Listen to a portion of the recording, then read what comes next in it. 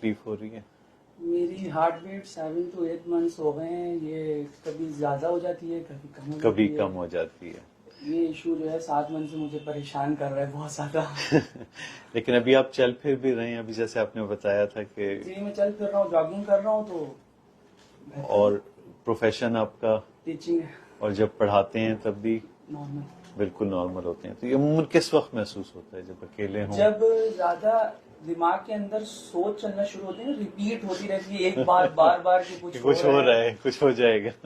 और ये उस वक्त जो धड़कन है। के दौरान ईसीजी भी हुई हुई है। जी जी जी जी। और ये बड़ा इम्पोर्टेंट पॉइंट होता है कि जब धड़कन के दौरान ईसीजी हुई भी हो, और वो भी ऐसी ईसीजी हुई भी है माशाल्लाह जो बस नॉर्मल वाली है, और ऐसा महसूस हो रहा है कि ये कुछ ख्यालात हैं जो आपको परेशान कर रहे हैं।